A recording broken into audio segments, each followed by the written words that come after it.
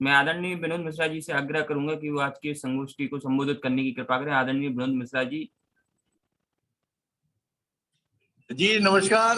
नमस्ते। सभी लोगों को मैं प्रणाम करता हूं। और चूंकि आज विश्व विरासत दिवस है तो सभी को बधाई। निधि बहन को बधाई, महेंद्र जी और डॉक्टर आलोक सोनी जी, सभी को मैं बधाई देना चाहता हूं। साथ ही निवेदन करना चाहता हूं और थोड़ा क्षमा प्रार्थी हूं कि 15 मिनट देर से इसलिए जुड़ रहा हूं कि आज दो कार्यक्रम थे हेरिटेज के। एक तो इंटेक दतिया की ओर से था और एक और आयोजन था, इस वजह से व्यस्तता रही है। आज एक जो कोच का इंटरनेशनल जो फेस्टिवल है फिल्म का, मुझे लगता है कि हमारे प्रशांत भाई किसी भी क्षेत्र से बुंदेलखंड को छोड़ना नहीं चाहते। तो आज देखो उन्होंने इसका भी उपयोग किया है। तो सबसे पहले उनको बधाई देना चाहता हूँ और आभार प्रदर्शन भी करना चाहता हूँ कि उन्होंने हमको आमंत्रित किया। मैं आपको बताना चाहता हूँ बुंदेलखंड जो है, चाहे वह बुंदेला शासकों का के समय का बात का हो या खंगार वंश का हो या उससे पहले, पुरातत्व संस्कृति और परंपराओं से धनाढ्य है। जब बुंदेला शासकों का यहाँ अवतरण हुआ 15वीं शताब्दी में, तो पंचम बुंदेला के माध्यम से, तो फिर एक बहुत ज्यादा गति हुई। उसके दो कारण है। ये लोग एक तो धार्मिक राजा हुए और दूसरी बात लड़ाकू, यानी वीरता भी इनके कण कण में व्याप्त थी। तो इन दोनों चीजों का समावेश होने से, क्योंकि हम संरक्षण की बात करें तो संरक्षण जब ही कर पाएंगे जब हम नमस्ते बच्चे, एक बड़ा प्यारा सा बच्चा आया, मैं इसका नाम जान सकता हूँ? अच्छा, आवाज बंद है आपकी? निधि बंद आवाज थी। आस्तिक नाम है उसका। सार्थिक। आस्तिक। आस्तिक, वाह वाह वाह। आज के जमाने में बिल्कुल आस्तिक की जरूरत है, क्योंकि अगर आस्तिक नहीं होगा, बेटा खुश रहो, बहुत अच्छा लगा, आप बैठ जाओ मम्मी के साथ। तो आस्तिक होना चाहिए, क्योंकि हम पुरातत्व के संरक्षण के लिए, धार्मिक संरक्षण के लिए जब हमारी आस्तिकता नहीं होगी तो हम आस्तिक होंगे। तो बहुत सुंदर। मैं बता रहा था कि बुंदेला शासकों में वीरता और आध्यात्म दोनों होने से ही किसी चीज का संरक्षण होता है। क्योंकि जब हम आध्यात्म में होंगे तो अच्छे विचार आएंगे, लेकिन अच्छे विचार को मनाने के लिए, रखाने के लिए हम कोई भी इमारत बनाते हैं आदरणीय महेंद्र जी, तो उसको संरक्षण कैसे होगा? तो संरक्षण बातों से, परिचर्चाओं की अपेक्षा ताकत से भी होता है। देखिए आप, सरपंच जो गांव के होते हैं, सरपंच या प्रधान, वो किसी मंदिर या गढ़ी में या सरकारी बिल्डिंग में घुस भर देते हैं तो वो जब ही भर पाते हैं जब वो ताकतवर होते हैं, तो वो गलत करते हैं। लेकिन उसी ताकत का प्रयोग हम किसी मंदिर को रखाने, किसी गढ़ी को रखाने के लिए करें तो ये बेटर होगा। तो कहने का तात्पर्य यह है कि आज विश्व विरासत दिवस पर हमको ये सोचना चाहिए कि हमें उसको घूमना भी है, देखना भी और संरक्षण करना है। संरक्षण के 4-5 उपाय हो सकते हैं। एक उपाय हो सकता है कि हम ऐसी जागरूकता लाएं, ऐसे आयोजनों को करें ताकि हमारे युवा साथी, हमारे गांव के लोग, हमारे पर्यटक जान सकें। दूसरा, संरक्षण के लिए स्वच्छता। अगर पर्यटन स्थलों पर जहाँ मूवमेंट्स है वहां अगर स्वच्छता है तो पर्यटक जाने का मन करता है। ठीक है। तो अच्छा, दूसरी एक बात और समझ में आई है आजकल, जैसे आज दतिया पीताम्बरा पीठ है, तो वहां लोग आने लगे हैं। ये इसलिए आने लगे कि वहां सुविधाएं मिलने लगी हैं। ओरछा में, खजुराहो में पर्यटक जब जाता है तो उसे सुविधाएं मिलती हैं। तो सुविधाओं के दृष्टिकोण से भी हमें ध्यान देना होगा। उससे दो लाभ होने वाले हैं।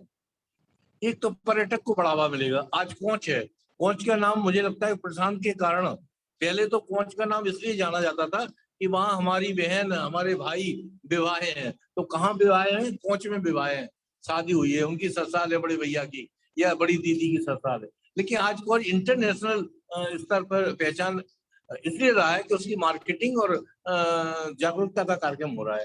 तो ये जागरूकता होगी कि पर्यटन स्थल पे हमें सुविधाएं दी जाएंगी, तो उससे क्या होगा कि लोग आएंगे तो वहां खाना खाएंगे, ठहरेंगे, और आपके जो शिल्प है, माटी शिल्प है, धातु शिल्प है, लकड़ी काठ का शिल्प है, इसको क्रय करेंगे तो ये पर्यटन की संभावना बहुत ज्यादा बढ़ेगी जो बुंदेलखंड में है। तो मुझे लगता है कि इस प्रकार के आयोजन जो परिचर्चा है ये बड़े सार्थक हैं।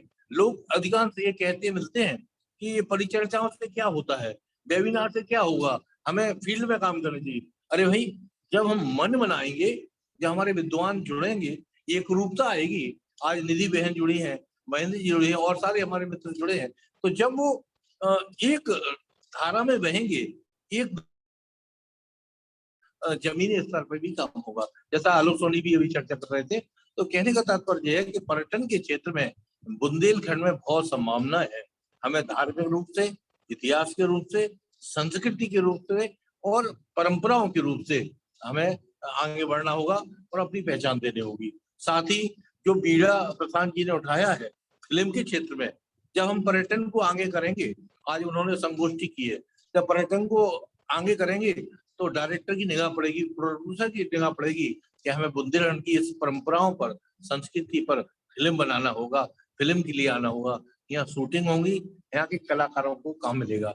मैं एक बात और कह के अपनी बात खत्म करना चाहता हूँ कि जो विरासत है वो विरासत मात्र किले, गढ़ी बावड़ियां नहीं है, मंदिर नहीं है। विरासत हमारी झरना है, विरासत हमारे पहाड़ है, विरासत हमारी गौरैया है, हमारे तोता है, हमारी मोर है। यानी जल, जंगल, जमीन, हर जगह को देखेंगे, हमारी छोटी छोटी डलियां हैं, हमारे छोटे छोटे से पकवान हैं। जो पकवान बनते हैं, हजारों प्रकार के पकवान बुंदेलखंड में बनते हैं, वो पकवान है। इनको हम संरक्षित करें, संवर्धित करें तो हमारा पुरातन, हमारी विरासत बचेगी और हमारी पर्यटन की संभावनाएं बहुत बढ़ेगी। आपने मुझे आमंत्रित किया, इसके लिए आपका बहुत बहुत धन्यवाद प्रसाद भाई। मैं सभी विद्वान जो बोल चुके हैं वो बोलेंगे, मैं सिर्फ सीखना चाहता हूँ उनसे, इसलिए अपनी बात को यहीं समाप्त करता हूँ। धन्यवाद। बहुत बहुत धन्यवाद आदरणीय, आपने अपना अमूल्य समय निकाल हम सबको सुभाषित प्रदान किया। हमारे बीच फिल्म अभिनेता आदरणीय बड़े भाई आरिफ शहडोली जी जुड़े हैं। मैं चाहूंगा कि इस अवसर पर वो भी अपने विचार रखें, आज की संगोष्ठी को संबोधित करें। आदरणीय बड़े भाई आरिफ शहडोली जी।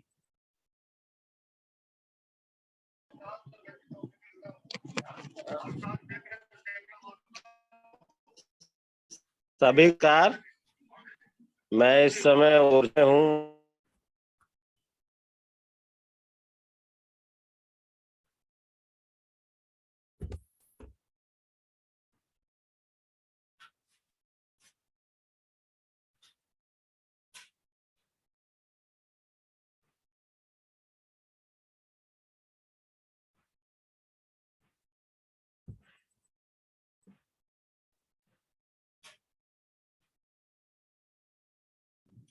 आरिफ जी, आवाज नहीं आ रही है?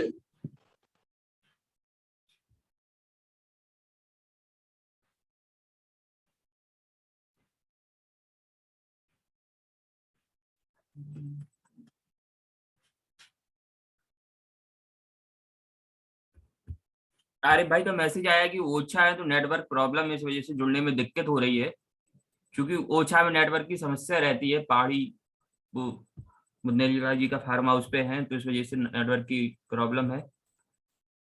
तो मैं क्योंकि नेटवर्क वजह से और गेस्ट जुड़ नहीं पाए हैं, तो आदरणीय महेश चंद्रिया जी से आग्रह करूंगा कि आदरणीय मिश्रा जी का आभार व्यक्त करते हुए संगोष्ठी को समापन करने की कृपा करें। आदरणीय महेश चंद्रिया जी।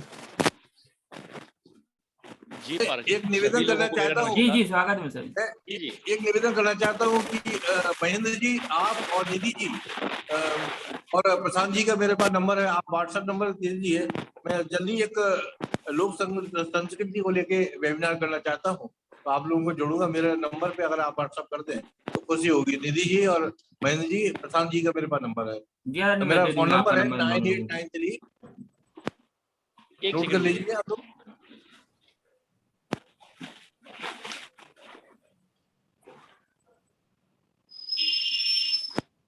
9893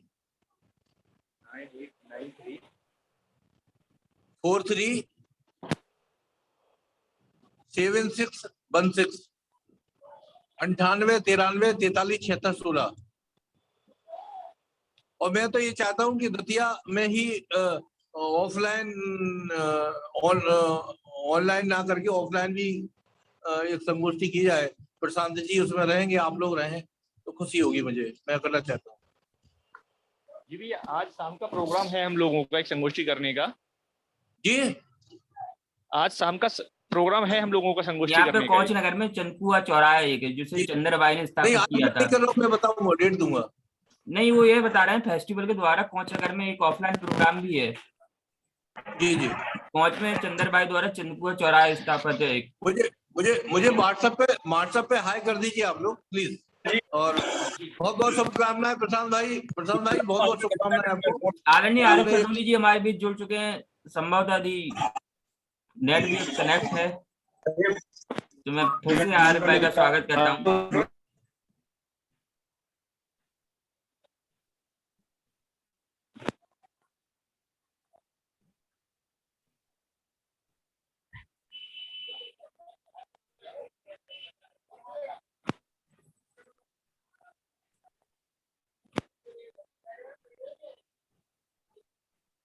लगता है नेटवर्क सपोर्ट नहीं कर रहा है। अमृत क्षेत्र है और इसको हम कैसे ज्यादा से ज्यादा प्रचारित करें, और जो भी धरोहर है उस धरोहर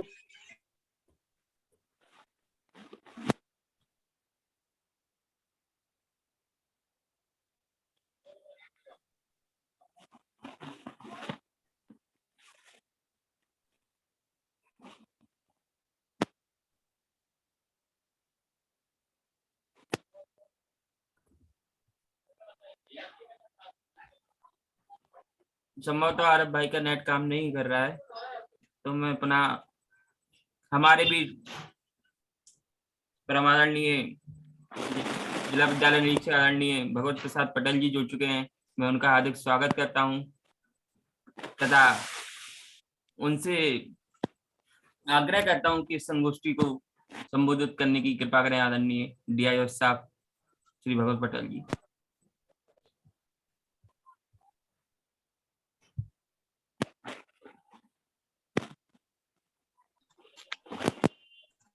यहाँ नेटवर्क मैं यही कहता था कि जब हम अभी मैं जयपुर गया था तो वहाँ जैसे संगीत लोक वेश जो उनके कास्ट्यूम वगैरह है उसको बहुत ही अच्छी तरह उन लोग प्रचारित भी करते हैं, और कोई भी पर्यटक जाता है तो सारे कलाकार गीत गाते हैं। हमारे यहाँ भी जो है इस तरह के वातावरण बना नहीं है। हम लोग हालांकि शूटिंग वगैरह यहाँ बहुत सारी आई, जैसे कि एक आई थी रावण फिल्म। इस समय अगर आप कभी ओरछा आते तो ओरछा का जो कंचन घाट था जो आज आपको बहुत सुंदर दिखाई देता है, वहां पर मेला का सेट लगा था। तो सर ने पूरा जो से समतल करवा दिया था, और जब वो समतल हो गया तो उसके बाद आज आप बड़े बड़े आयोजन उस कंचन घाट पे होते हैं। और धरोहर अगर ओरछा को देखा जाए तो ओरछा के वो जो छतरियां हैं 3 जो दूर से उस तरफ से दिखाई देती हैं, तो हमने देखा कोई भी फिल्म मेकर आता है उससे बहुत आकर्षित करती हैं वो छतरियां।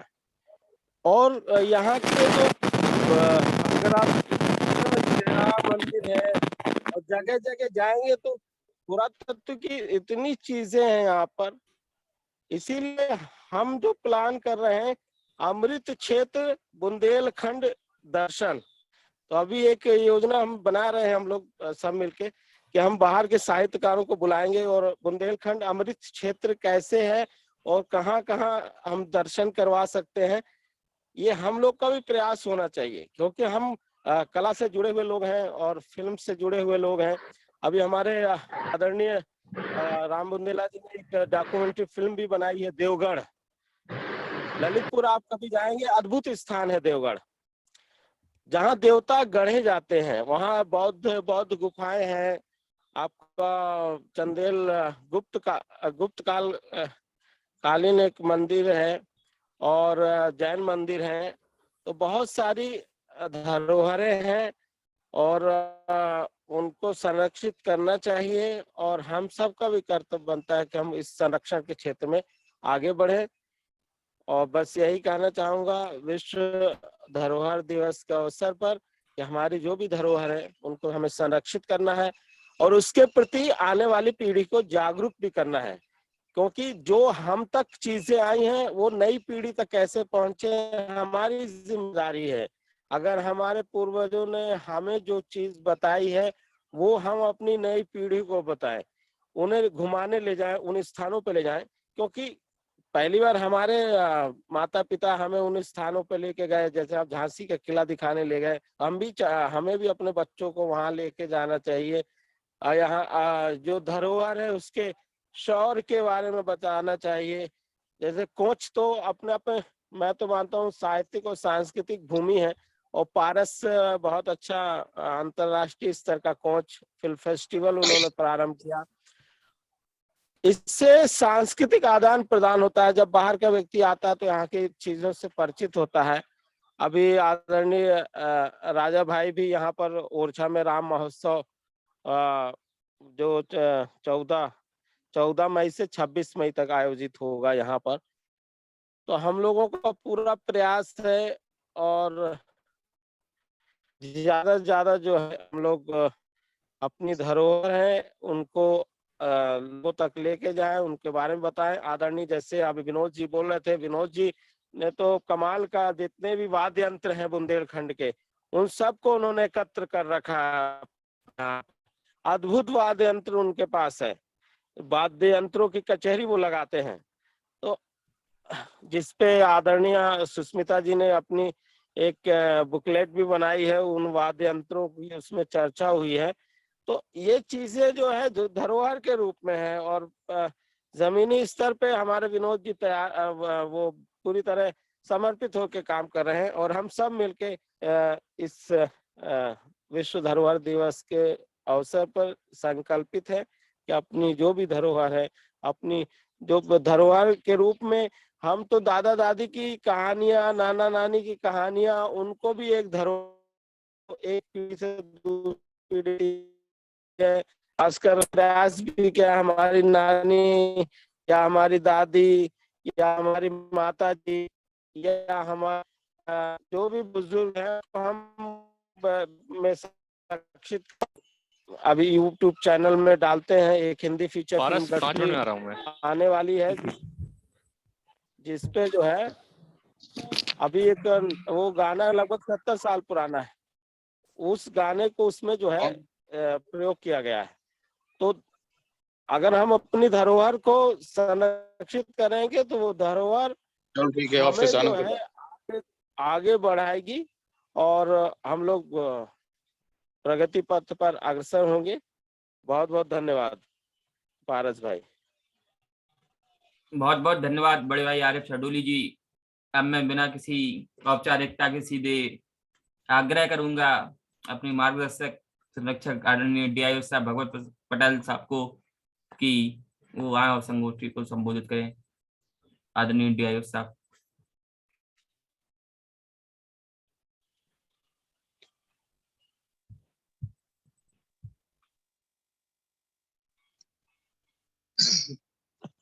धन्यवाद पारस जी। क्योंकि मैं कुछ कोर्ट केसेस थे इसलिए उसमें बिजी था।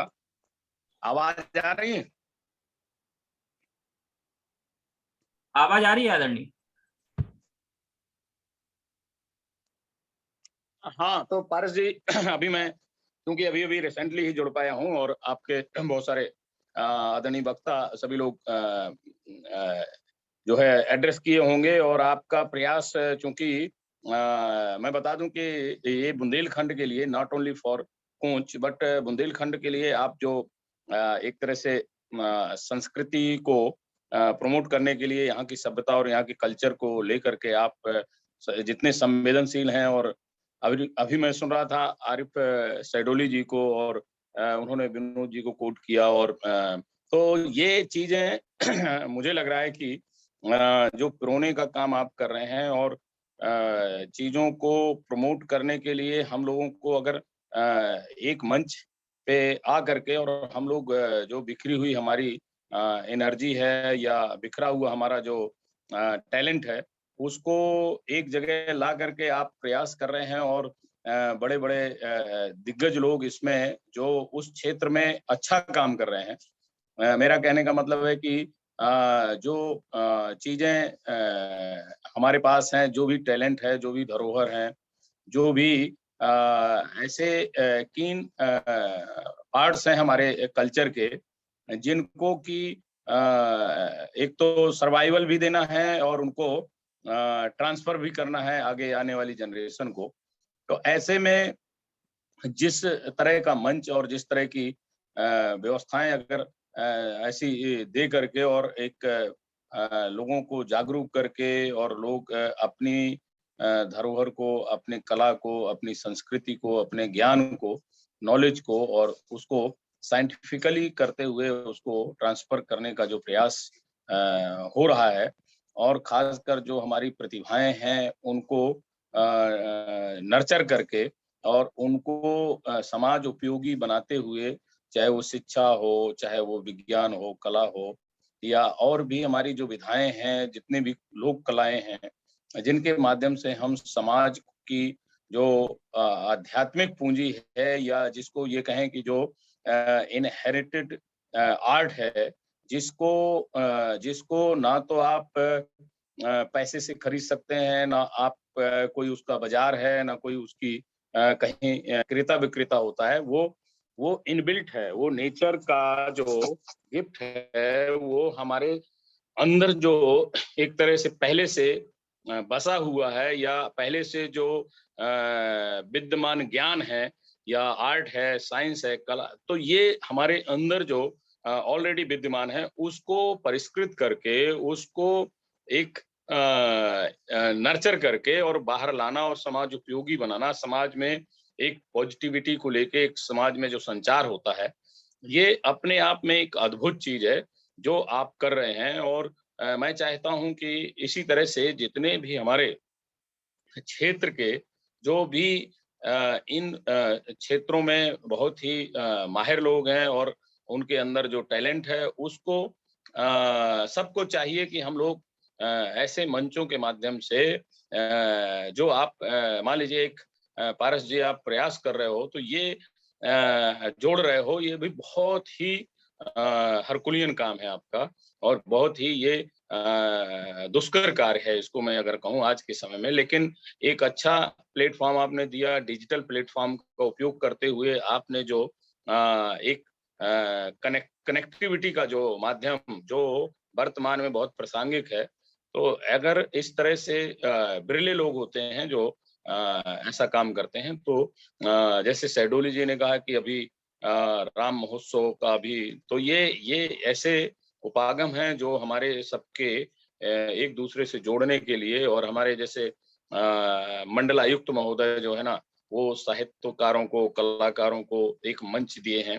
तो ये सब जो है ना, ये एक तरह से एक जो माला पिरोई जा रही है, ये हमारे बुंदेलखंड के लिए मुझे लग रहा है कि एक बहुत अच्छा शुभ संकेत है कि हम लोग कुछ आगे इसी तरह से करके और एक कंक्रीट एक जो है ना, एक बहुत अच्छा जो है ना एक पर्यावरण दे करके और उसको माने प्रस्फुटित करेंगे, उसको आगे पल्लवित पुष्पित करेंगे। तो मैं चूंकि अभी मेरी मीटिंग तत्काल लगी हुई है, तो मैं आज ज्यादा कुछ नहीं कह पाऊंगा, लेकिन मैं पुनः आपको जो इंटरनेशनल कोच फिल्म फेस्टिवल आपने एक अंतर्राष्ट्रीय स्तर पे इसका जो बीजारोपण किया है, वो उसके लिए मेरी बहुत सारी शुभकामनाएं आपको और आगे इसी तरह करते रहें। धन्यवाद। बहुत बहुत धन्यवाद आदरणीय, आपने व्यस्त समय में अपना बहुमूल्य समय में प्रदान किया। मैं आपका कोच इंटरनेशनल फिल्म फेस्टिवल की तरफ से आभार व्यक्त करता हूं तथा मैं संगोष्ठी के समापन के लिए आभार व्यक्त करने के लिए जिनकी मेहनत से फेस्टिवल की गर्ल्स पावर विंग सक्रिय हो सकी है, बन सकी है, ऐसी निधि सोनी जी को मैं आमंत्रित करता हूँ, कहता हूँ, आग्रह करता हूँ कि आभार व्यक्त करते हुए आज के कार्यक्रम का समापन करें। आदरणीय निधि सोनी जी। बहुत बहुत धन्यवाद पारस सर कि आपने इस तरह के कार्यक्रमों में मुझे एक हिस्सा बनाया। और जैसा कि आज विश्व विरासत दिवस है, तो विरासत क्या है कि मतलब हमारे पूर्वजों ने, हमारे जो भी मतलब महान जो भी वंश जो भी आए हैं इस बुंदेलखंड की धरती पर, उन्होंने इतने मतलब अपने जो स्मारक बनाए, महल, तालाब में बावड़ी वगैरह बनाए, वो आज के टाइम में क्या है, विरासत है। तो हमें इनका संरक्षण करना है, संवर्धन करना है।